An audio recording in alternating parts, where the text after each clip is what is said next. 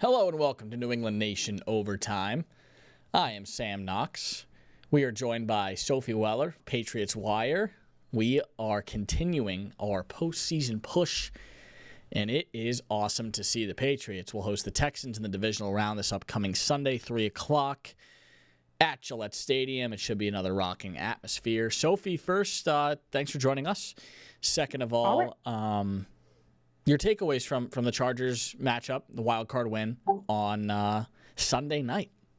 Yeah, defensively, a standout game. That was the defense that I think we've seen flashes of all season, and this was a full 60-minute game that they put together. I mean, minus maybe a drive or two at the beginning. But, for the most part, we've been talking about how there have been flashes of brilliance in a way, but this team has struggled to put 60 minutes together. And the defense did that. So that was my biggest takeaway is this defense. They have the pieces to go far. Offensively, I agree it wasn't Drake's best night, but he did what he needed to do to get the win. I mean, and he had some great throws, the pass to Hunter Henry, the check down to Ramondre Stevenson. Those are good plays that took quick thinking to make happen. The run game, Ramondre Stevenson has come alive, and it's amazing to see. Wide receivers, you knew that they were going to, maybe double team Stephon Diggs and keep a closer eye on him. But what was so amazing is that you're seeing how much depth this room has. And then just for special teams, Andy Borregales continues to impress and have a stellar rookie season.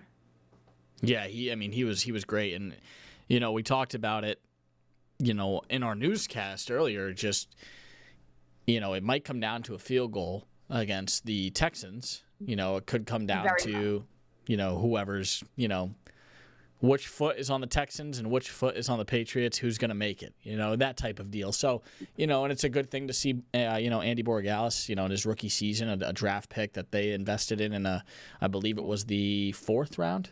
That could be wrong. 6th round? It was later, 6th. It could have been, I think it was 6th.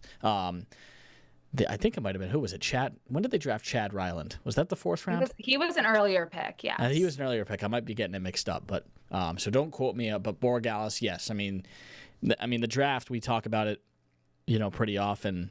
Yeah. Is how good the draft was, and he was one of the guys that they picked, and one of the guys that has played a big role in them winning, and it could play a big role down the stretch. Moving on, we're looking at the Texans now. I mean, that defense is dynamite, the best defense that they've seen all year long. Probably will be the best defense that they will see all year long. Ranking first in the NFL in yards per game allowed, and then they only held the Steelers to 175 yards total, which is very impressive. How do they combat that? How do the Patriots win this game?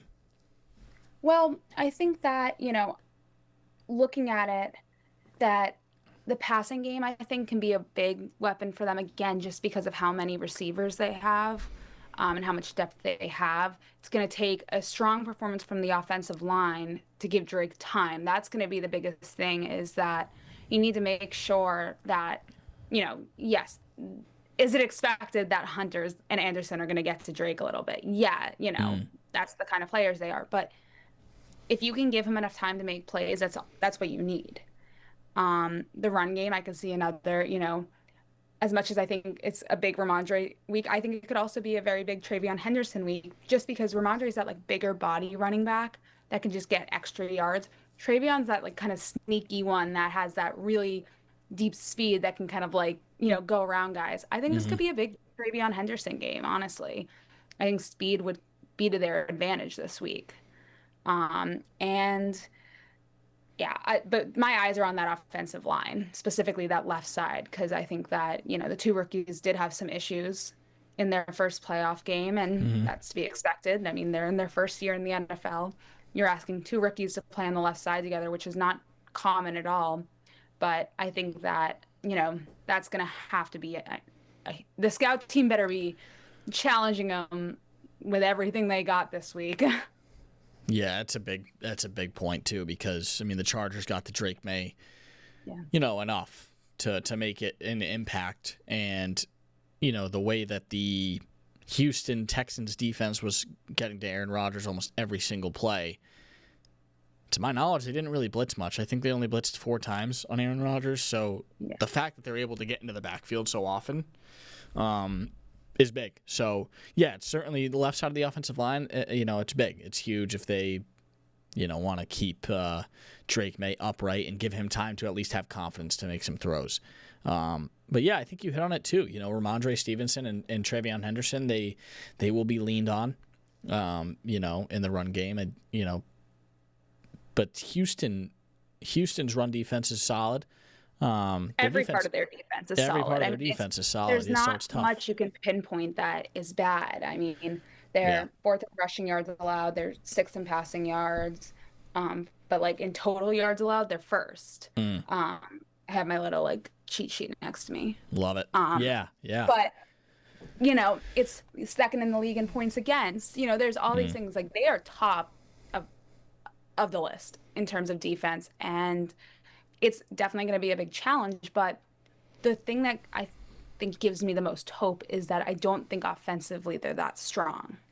And the way that the Patriots defense performed against Justin Herbert and the Chargers was beyond promising. If that's another performance like that, I think you're right, where it's going to be a lower scoring game. I don't think this is going to be, an offensive battle. This is going to be a defensive battle. Very similar, in my opinion, to the last game.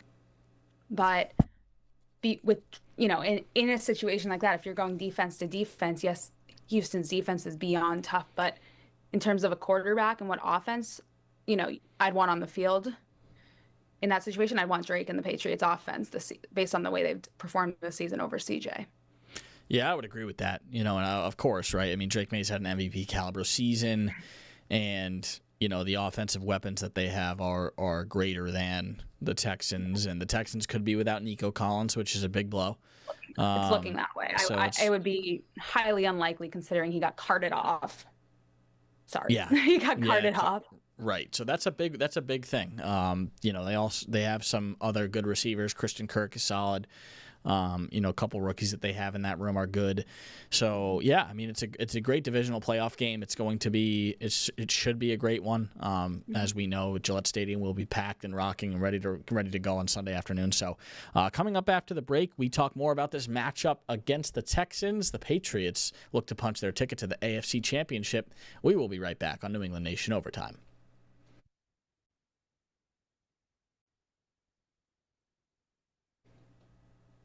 Welcome back to New England Nation Overtime. Sam Knox here, and we are joined by Sophie Weller once again. And, Sophie, as you mentioned in the first block there, Drake May didn't have his best game. And they still found a way to win, by 2 scores. That touchdown was scored in the 4th quarter, but, a win's a win in that regard, and they were able to extend their arm a little bit and push the Chargers away late. What do you want to see out of the offense? Besides the offensive line that we already talked about, you mentioned Travion Henderson. What do you think will need to be another offensive factor that needs to be in play for them to win the game? Drake. That's key right there. I think that, he was first to admit that this wasn't his best game. And his exact quote was it wasn't my best game, but that's why I have teammates. And he's not wrong, but they're going to need him at his best, especially against this defense. Specifically, my biggest concern would be the turnovers. Yeah. The interception, it was a tip ball. That's just unlucky. Maybe it wasn't the best pass, but still, a tip ball is just an unlucky situation. The fumble, though, that one, he should have just taken the sack. Instead, he tried to make something happen. You can't have that happen, especially against this. Yeah, exactly. You saw last night. It was, a very low-scoring game. All of a sudden, the defense is forcing turnover after turnover on Rodgers, and the game is blown wide open. Right. So that's what's going to factor in, is if the Texans are able to force Drake May to turn over the ball, even the 2 turnovers he had against the Chargers, that could change. That could, give Houston the win. Yeah. It's just going to be holding onto that ball, making sure, just take the sack. And I think that's where Patriots fans should feel a lot better about having Josh McDaniels leading things as well.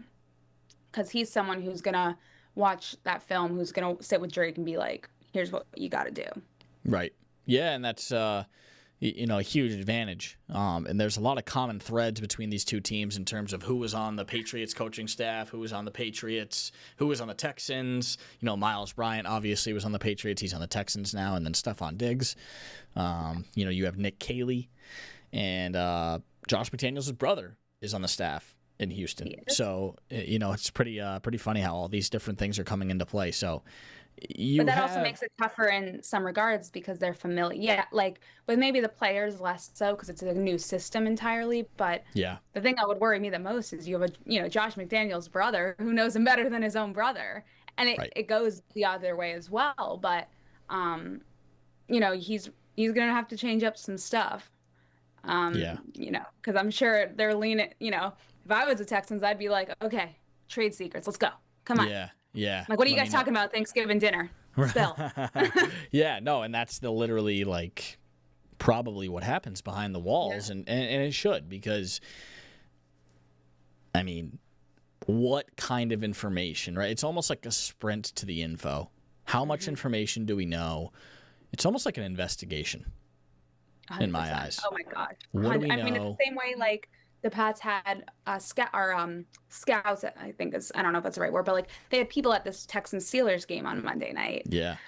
They specifically sent people there because they wanted to, see it in game action. They want to see what's going on in the game. What's their favorite that makes food? Sense. What's their, literally everything. What was their favorite stuffed animal growing up? No, I'm kidding. All the little things that these coaches. Whoever and these says scouts, dog, that's always the right answer. Exactly. Webkins. Yeah, I know. Go off and on. I can go on and on. New topic. New topic. That can be saved for another podcast. In the off season, we'll go into that. But yeah, it's any type of piece of information that you can pull from each staff. A lot of it may not factor into the game, but the more you have, the better, right? The more you have at the ready, the better. And I think that, that's like you said, there's scouts. There's probably been scouts watching each team all year long. So now the only thing I will say, again, that to me is promising in terms of the Patriots defense, I'm going to go on this side, is the quote Robert Spillane had after the game has not left my mind, even after watching film and all that. And it's that players went up to him and said, we had no idea what you were doing in that game.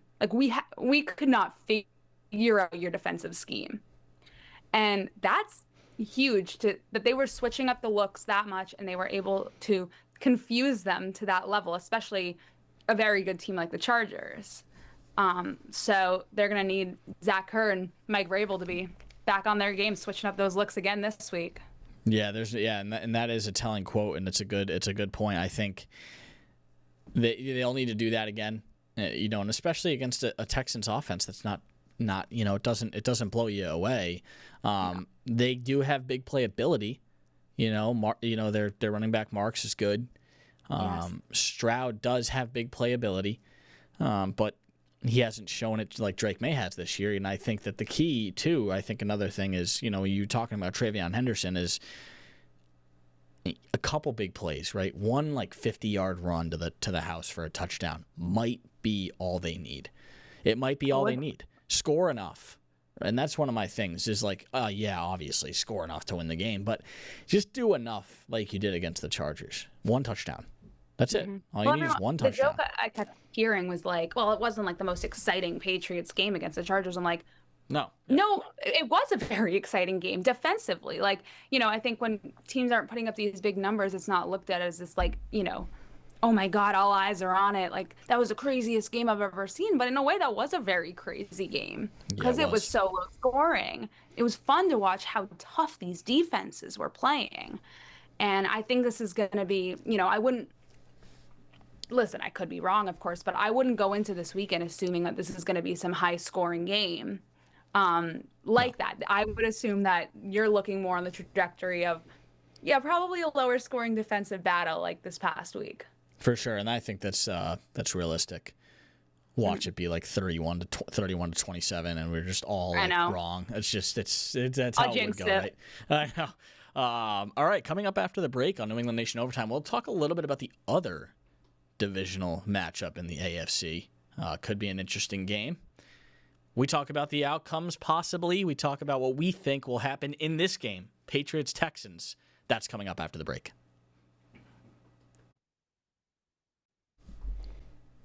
Welcome back to New England Nation Overtime. Sam Knox here from the 12 Sports and New England Nation team. We welcome in Sophie Weller once again for the third and final block of the program. And Sophie, we've talked a lot about this matchup. What are your predictions and what's your score? I think the Patriots are going to win. Okay. But I think it's going to be a 17-10 win. Okay, so a touchdown. Okay, a touchdown. Okay, yep. I do think that, touchdowns are going to happen. I think, I'm even chalking the Texans touchdown up to potentially a defensive touchdown, just because that's the way they've been playing all year.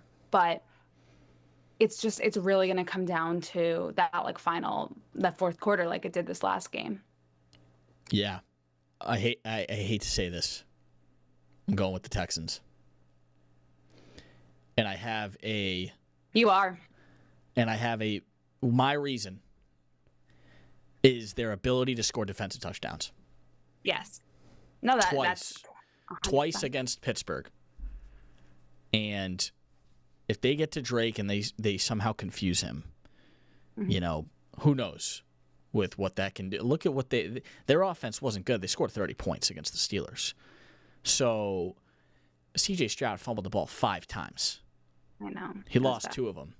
And but that, I think, is also a difference maker, though. And I think that's something to take a look at on the other side of things, is if, like I remember before the Baltimore game, the Patriots, when we were out at practice every day, they would, they would do stretch, they'd go into their drills. And then the next thing we saw is turnover drills, punching the ball, working on that stuff. If that's what I would be working on this week, 110% defensively. Yep. You saw that happens, and he has that, he's going to make those mistakes. It happens. Right. Focus on that, because that is also a way to combat their defensive, potential touchdowns with your own. Right. Yeah, no, and I agree. And I think that both quarterbacks are prone to fumbling a little bit in the pocket when they get hit. All quarterbacks are pretty prone to fumbling when they get hit in the pocket. But yeah, I mean, that's a great point. If you're the Patriots defense, you should be going after the ball. Yes. If you can get to C.J. Stroud in time, which I'm sure that they will have their opportunities to do so. But, I don't want to be a downer on the Patriots at all. It's just, I feel like the defense is they were suffocating, all season long too. And I don't know. I think that their ability to score defensive touchdowns is a big one.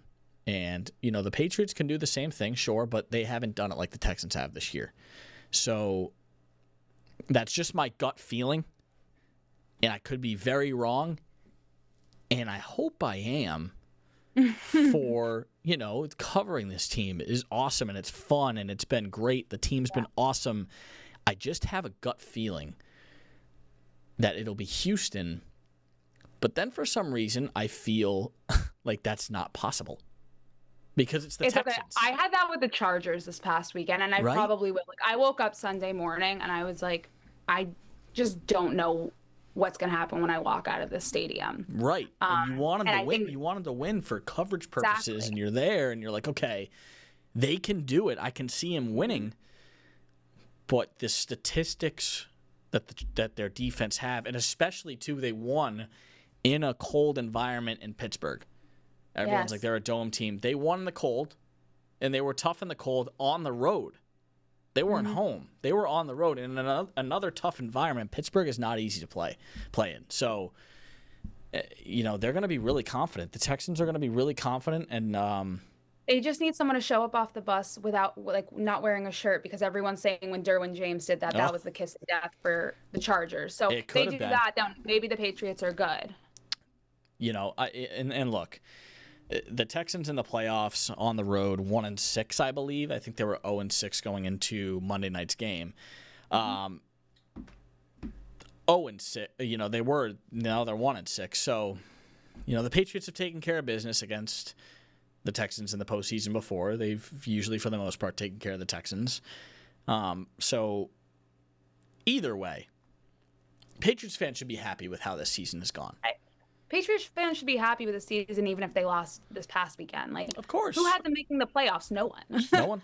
No one expects them to make the playoffs, let alone be the number 2 seed. So this season has been beyond successful, regardless of what happens. And all of these extra games, the extra football, you call it, that's just a plus. That's a cherry on top. But that Sunday was already built to pretty tall from what they did this season. Of course. And I mean, and they have so much to build on, and they're not done yet. A couple teams that also aren't done yet.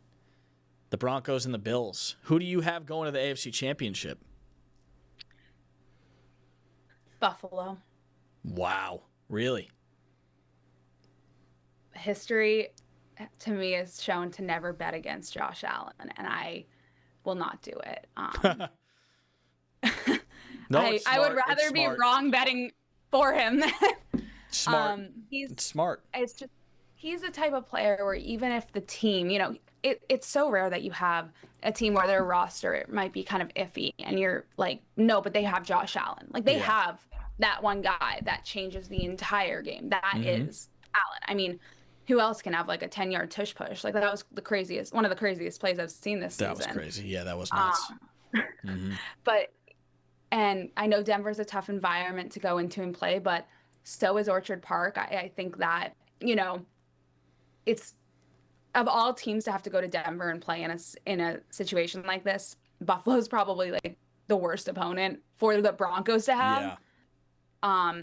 Just because they, it's not like they have the easiest environment to play in either in Orchard Park and in terms of all that. So also Bills Mafia travels. They do. Bills Mafia They do. If you're in Denver, I would expect to see a lot of Bills Mafia around because they don't leave their team. So no, I'm going to go with Buffalo on this one. I think it could be, if the Patriots pull it out, we're looking at a Patriots Buffalo AFC Championship. That would be pretty unbelievable to have that. That would be fun. Would you rather face Denver or Buffalo? Buffalo. You'd rather face And them. I know that's weird but the reason for that is I would rather face Josh Allen at home than having to go to Denver. Because again, I think Buffalo is well equipped to go, but with how young the Patriots team is, vets talk about how Denver's one of the worst places to go in as an opponent. Oh yeah. Have to play in. So if veterans are talking this way, like considering how young this team is, they could have a lot of trouble in Denver. And if Denver is able to capitalize on that early, that's what would scare me in that type of situation. So being able to have home field advantage against a team you're familiar with, I think is the lesser of two evils. And then we don't have to travel. I mean, I would really like that. You know what? It would be cool to go to Denver, right? It would be cool to go to Denver. It would. There's no doubt about it. But yeah, I mean, either way, it's set up to be an amazing weekend of football. I'm really looking forward to it. We appreciate your time, Sophie, coming on the podcast as always. And, hopefully we have more of these down the road. It's a month from now we will have a Super Bowl champion. Pretty unbelievable to say that. But it's been a fun season so far, and hopefully we keep it rocking as the Patriots host the Texans Sunday at 3 p.m. Sophie, thanks once again, and thank you for joining us on New England Nation Overtime. We will have more for you this week. Have a good night.